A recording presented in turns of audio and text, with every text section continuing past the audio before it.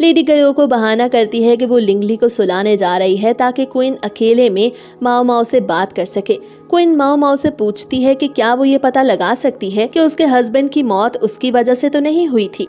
अपने रूम में वापस जाके माओ माओ सोचती है कि पिछला किंग तो बिल्कुल भी अच्छा नहीं था।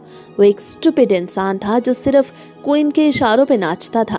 मगर सबसे ज्यादा फेमस ये था कि उसे कम उम्र लड़कियां पसंद थी। दरअसल क्वीन के पेट पे एक निशान था, क्योंकि जब उसने करंट किंग को पैदा किया तो तब उसकी बॉडी पूरी तरह तैयार नहीं थी।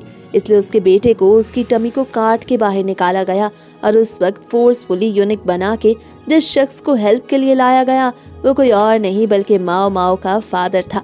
अब कुछ दिनों बाद क्वीन सबके लिए एक टी पार्टी अरेंज करती है जहाँ पे चारों कॉर्टिजन्स को बुलाया गया था। क्वीन एक बार फिर से माओ माओ को बुलाती है। वो माओ माओ को एक ऐसे रूम में ले जाती है जहाँ पर आम तौर पे किसी को भी जाने की परमिशन नहीं थी।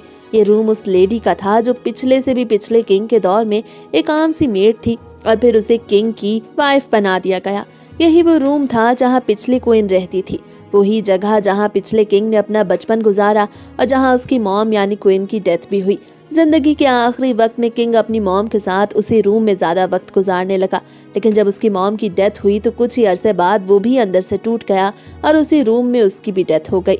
देखने में तो ऐसा लगता था कि वो एक खुश इंसान था, लेकिन अभी की क्वीन इंशी का मानना था कि वो एक अनफॉर्चुनेट और स्टूपिड बंदा था। असल में इंशी ही वो थी जिसने बार बार ये कर्ज किया था कि वो शख्स इस दुनिया से चला जाए। जब किंग की डेथ की खबर आई तो उसकी बॉडी को 1 साल तक ममेफाई किया गया। अगले साल उसे दफन करने से पहले करंट किंग और इंशी ने मिल के देखा था। हैरत अंगेज तौर पे उसकी बॉडी अब भी वैसी ही थी जैसी मरने के दिन थी। उसमें जरा बराबर भी सड़न नहीं आई थी। अब उस रूम को गिराया जाने वाला था, लेकिन इस केस को सॉल्व किए बगैर इंशी को सुकून नहीं मिल रहा था। इसलिए वो माओ माओ को ऑर्डर करती है कि वो ये पता लगाए कि पिछला किंग उसके कर्ज करने की वजह से मरा या नहीं। आखिर क्यों 6 साल गुजरने के बाद भी उसकी बॉडी वैसी की वैसी थी। माओ माओ को अब उस रूम तक एक्सेस मिल चुका था। वो वहाँ एक रात रुकती है और सुइरिन के साथ एक पुराना बॉक्स भी खोलती है जो जिंशी का था। सुइरिन हमेशा एक स्पेशल टॉय उससे छुपा लेती थी ताकि वो जिद न करे और गाउशन को नया टॉय देना पड़ता था। उसकी मॉम की यह ख्वाहिश थी कि वो छोटी छोटी चीजों में ना उलझे, बल्कि जल्दी बड़ा हो और ज्यादा कामयाब हो। लेकिन माओ माओ को रियलाइज होता है कि ऐसा स्ट्रेसफुल बचपन इंसान को अंदर से तोड़ देता है। जिंशी में अब जो बचपना दिखाई देता है, असल में ये सब कुछ उसी का रिजल्ट है जो उसके साथ बचपन में हुआ। अब माओ माओ एक कलरफुल स्टोन उठाती है जो सुइरिन ने बचपन में जिंशी से छीना था। असल में सुइरिन ने सही किया था क्योंकि वो स्टोन पॉइजनस था। फिर माओ माओ उस रूम की दीवारों को देखती है जिनकी आउटर सरफेस काफी नरम हो चुकी थी और उन पर पेंटिंग्स भी दिखाई दे रही थी। पिछला किंग यहाँ पेंट किया करता था क्योंकि उसको पेंटिंग का शौक था। तब वहाँ पे एक डम्ब पुराना मेल मेड भी बुलाया जाता है जो कभी पिछले किंग के साथ हुआ करता था। अब जब माओ माओ दीवार के सरफेस को स्क्रैच करती है तो एक हैरान कुन सीक्रेट सामने आता है। वहाँ एक ऐसी पेंटिंग बनाई गई थी जिसे ऑरेंज कलर का ड्रेस पहना हुआ था और ये कलर एक ऐसे स्टोन से बनाया गया था जो पॉइजनस था, जिसमें आर्सेनिक पाया जाता था। आर्सेनिक किसी की भी बॉडी को सड़ने से रोकता है। किंग ने बरसों उसी कलर से पेंटिंग की, इसलिए पॉइजन आहिस्ता आहिस्ता उसकी बॉडी में फैल गया। यही वजह थी कि मौत के बाद भी उसकी बॉडी बिल्कुल सही रही और ये सब कुछ उसकी मॉम की वजह से हुआ। शायद वो जानती थी कि उसका बेटा कभी किंग नहीं बन सकता, इसलिए उसने खुद को पावरफुल किया और उसे ये रूम और सामान दिया। लेकिन वो ये नहीं जानती थी कि यही कलर्स एक दिन उसके बेटे की जान ले लेंगे। ये तो बहुत बुरा हुआ था। इंशी उस पेंटिंग को टच करके देखती है और सोचती है कि किंग ने अपनी तस्वीरों में उसकी तस्वीर नहीं बनाई। अब हमें असल रियलिटी पता चलती है कि इंशी की टमी पे मौजूद वो निशान असल में बच्चा पैदा करने की वजह से नहीं था। दरअसल इंशी के साथ भी कुछ बुरा हुआ था। उसे बहुत कम एज में ही पॉलिटिक्स में एंटर कर दिया गया। उसका फादर एक गवर्नमेंट ऑफिसर था और उसकी मॉम एक स्लेव थी। इंशी समझ गई थी कि सब उसे अपने मतलब के लिए यूज करना चाहते हैं। उसे जल्द ही पैलेस में भेज दिया गया जहां उसकी अपनी बहन पहले से मौजूद थी, लेकिन किंग को उसकी बहन बिल्कुल पसंद नहीं थी, इसलिए वो इंशी की तरफ अट्रैक्ट होने लगा। इंशी ने जल्द ही जान लिया कि किंग थ्रोन को नहीं संभाल सकता, इसलिए उसने खुद को स्ट्रॉन्ग करना शुरू कर दिया। इसके साथ वो एक बेटे की माँ भी बनी, लेकिन इसके बाद वो सिर्फ एक पपेट बन के रह गई। किंग सिर्फ कम उम्र की लड़कियों में इंटरेस्ट लेता था। वो अपनी मॉम से बहुत ज्यादा करीब था, इसलिए इंशी को ये सब बिल्कुल भी अच्छा नहीं लगता था। उसका किंग के साथ रिलेशनशिप भी अच्छा नहीं था। वो किंग को अपनी वैल्यू बताना चाहती थी, लेकिन रिजल्ट ये निकला कि किंग अंदर से टूट गया और उस पुराने रूम में जा छुपा। आखिर में उसे अपनी पेंटिंग्स में सिर्फ अपनी मॉम और कुछ दूसरी औरतों को ही शो किया। इंशी को ये सब बिल्कुल अच्छा नहीं लगा।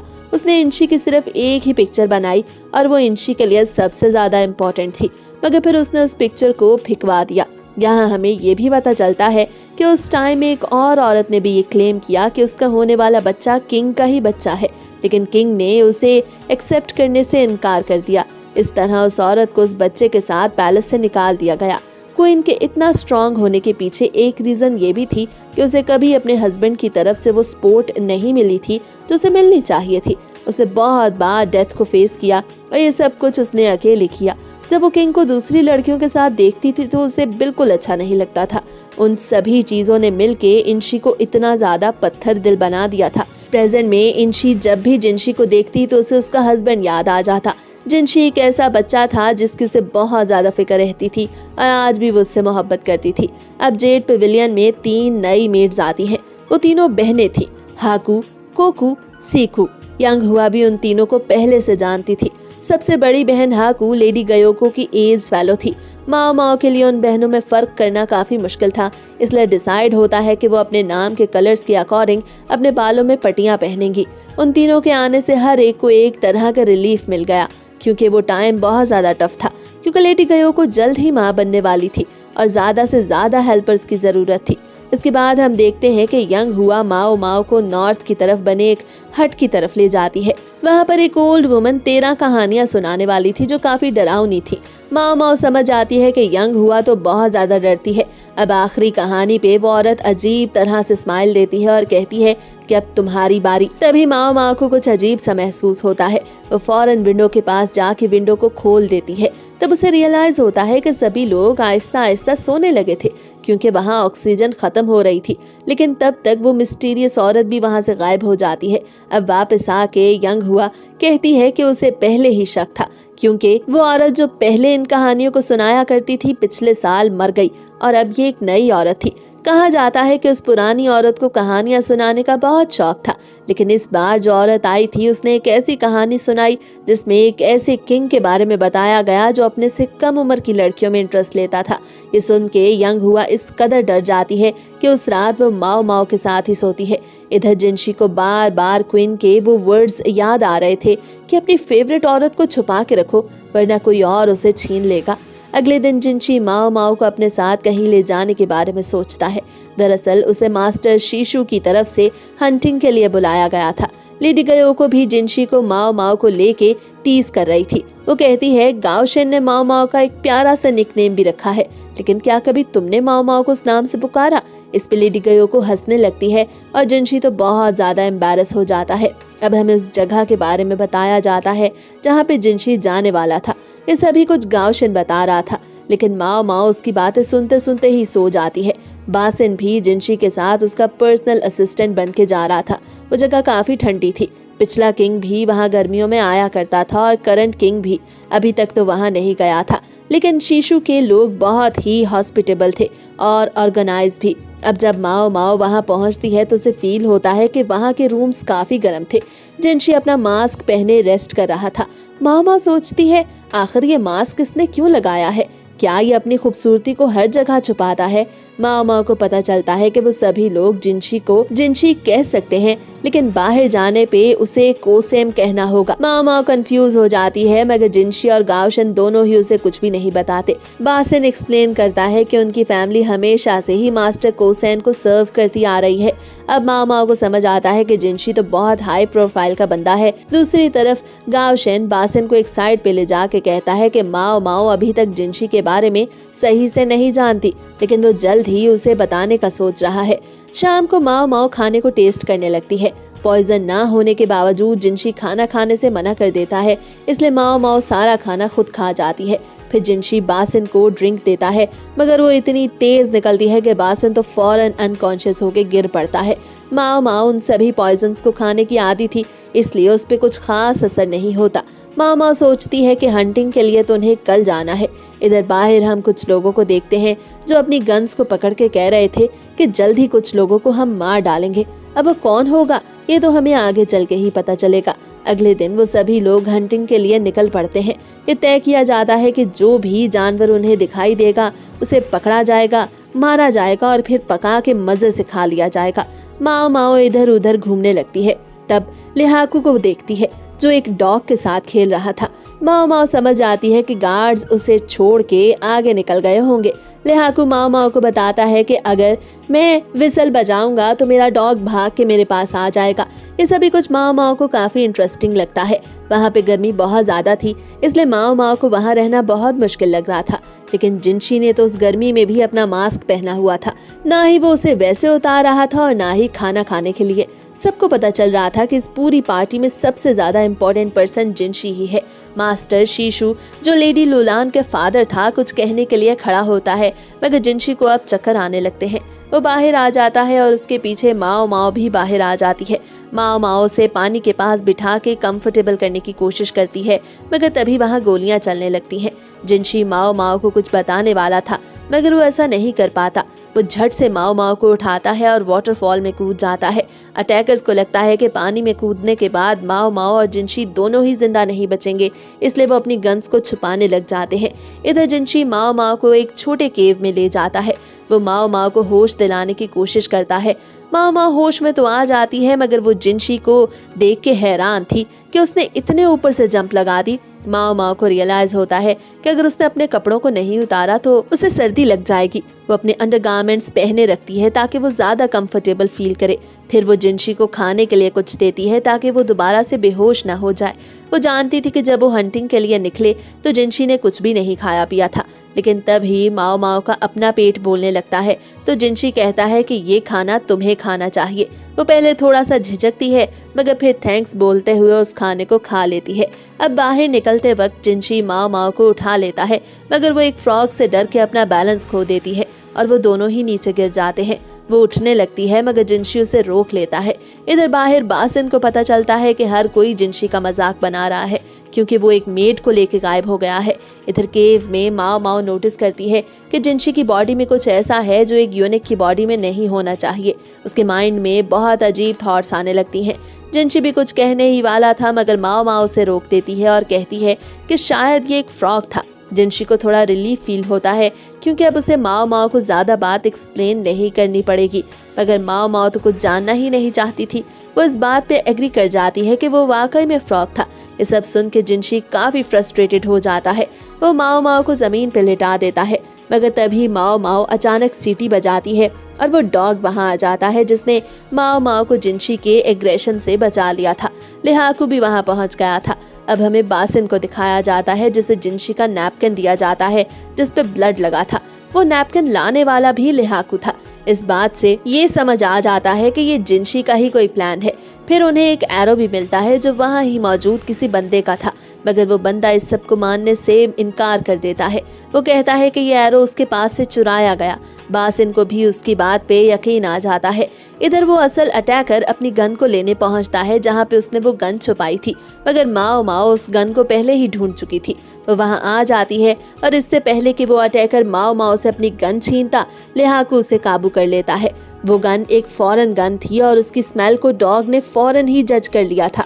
यूं असल शूटर पकड़ा जाता है। अब उस गन की इंस्पेक्शन की जाती है तो पता चलता है कि वो एक इम्पोर्टेड गन है। जिनशी के इस तरह गायब हो जाने पे सब लोगों को लगता है कि शायद वो अपने फेस को इसलिए छुपा रहा था क्योंकि उसके फेस पे कोई निशान था और इसीलिए वो वहाँ से गायब हो गया।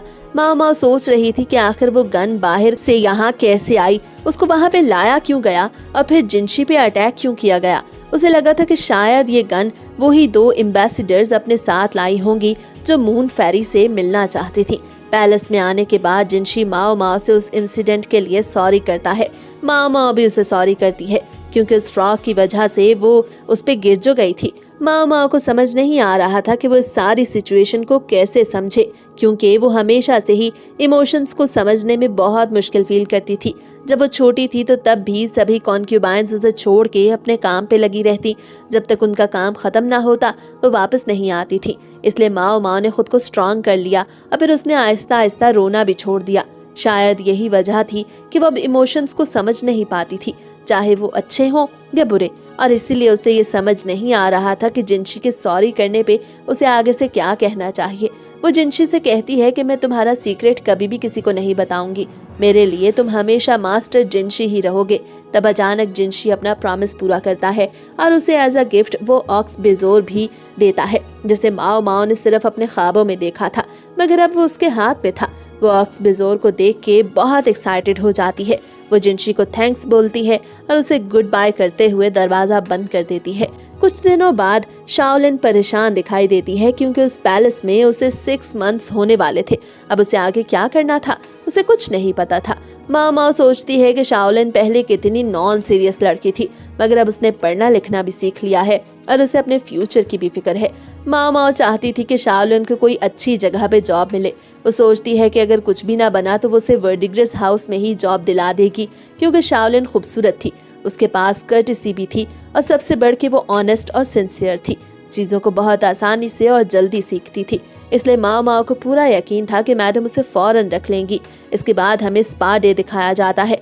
माओ माओ नोटिस करती है कि शी सुई के कपड़े तो बहुत छोटे हैं। माओ माओ के इस तरह देखने पर शी सुई भी अनकंफर्टेबल फील करती है। वो कहती है कि तुम आखिर देख कहाँ रही हो, मगर ये तो माओ माओ की पुरानी आदत थी। फिर शी सुई को याद आता है कि शाओलिन आजकल जॉब ढूंढ रही है, तो वो दोनों एक एवरेज लेवल की कॉर्टिजन के पास जाती हैं और माओ माओ उस कॉर्टिजन की बॉडी पे मौजूद हेयर्स को साफ करने लगती है। अब शाम को माओ माओ लेडी गयोको को अपने पूरे दिन की एक्टिविटीज के बारे में बताती है। लेडी गयोको खुश होती है कि माओ माओ इतनी सारी बातें इकट्ठी करके लाई है। वो माओ माओ से वो सभी बातें सुनना चाहती थी, क्योंकि उसके पास तो बहुत सारी बातें थी। सबसे ज्यादा जिस चीज पे बात हो रही थी वो थी लेडी गयोको की प्रेगनेंसी। लोग ये भी अंदाजे लगा रहे थे कि लेडी गयोको के यहाँ बेटा होगा या बेटी। कभी कभार लेडी लीशु के बारे में भी कहा जाता कि वो भी प्रेग्नेंट है, मगर सबसे ज्यादा लुलान के बारे में बात हो रही थी। उसे यहाँ आए हुए 6 महीने हो गए थे और वो मास्टर शीशु की बेटी थी, जिसके बारे में हमें पता था कि वो पिछले किंग के बहुत करीब था। इसलिए लुलान के बारे में बहुत सारी बातें हो रही थी। इसका मतलब था कि 4 में से 3 कॉर्टिजन्स प्रेग्नेंट थी, जो खुशी की भी खबर थी और खतरे की भी। एक और र्यूमर ये थी कि 30 नए खूबसूरत यूनिक्स को पैलेस में लाया जा रहा है। शी सुई बताती है कि वो सभी स्लेव्स थे जिन्हें वेस्ट में यूनिक बनाया गया। अब माओ माओ लेडी लीशु को देखती है और सोचती है कि वो यहाँ क्या कर रही है। इधर वो तीनों नई आई मेड्स को माओ माओ पे शक था कि वो आखिर लेडी गयोको के इतना करीब क्यों है। माओ माओ बताती है कि वो लेडी गयोको के लिए पॉइजन टेस्ट करने का काम करती है। इसके बाद माओ माओ तीनों बहनों के साथ स्पा लेने जाती है और वो दोबारा से लेडी लीशु को देखती है। वो और उसकी नई मेड स्लिप होके गिरने वाली थी कि माओ माओ लेडी लीशु को गिरने से बचाती है। माओ माओ को लेडी लीशु के बाजू पे कट के निशान दिखाई देते हैं और अब वो लेडी लीशु को कंफर्टेबल करने के लिए मसाज करती है। माओ माओ पूछती है कि आप अपने पर्सनल बाथ के बजाय यहाँ पे क्यों आई, तो लेडी लीशु डरते हुए बताती है कि डायमंड पेविलियन के बाथ में घूस्ट है। अब ये सुन के तो माओ माओ भी परेशान हो जाती है कि आखिर वहाँ पे ऐसा कौन सा घूस्ट है जो लेडी लीशु को नजर आ रहा है। इसके बाद जिनशी माओ माओ को अपने पास बुलाता है। माओ माओ उस ऑक्स बेजोर की एक्साइटमेंट को अब तकरीबन भूल चुकी थी, लेकिन फिर उसे याद आता है कि जिनशी वो अकेला शख्स है जो इस पैलेस में यूनिक नहीं है। और फिर उस फ्रॉग इंसिडेंट के बाद तो माओ माओ को और ज्यादा यकीन हो गया था कि वो इस पैलेस में रहने वाला एक हाई रैंक शख्स है। उस घूस्ट के मसले को हल करने के लिए जिनशी सबके सामने माओ माओ को ऑर्डर करता है कि वो इस प्रॉब्लम को सॉल्व करे। अब माओ माओ उस घूस्ट के बारे में क्या पता चलाएगी, और अगर वहाँ पे घूस्ट है तो उसे भगा पाएगी या नहीं, ये तो हमें नेक्स्ट वीडियो में ही पता चलेगा।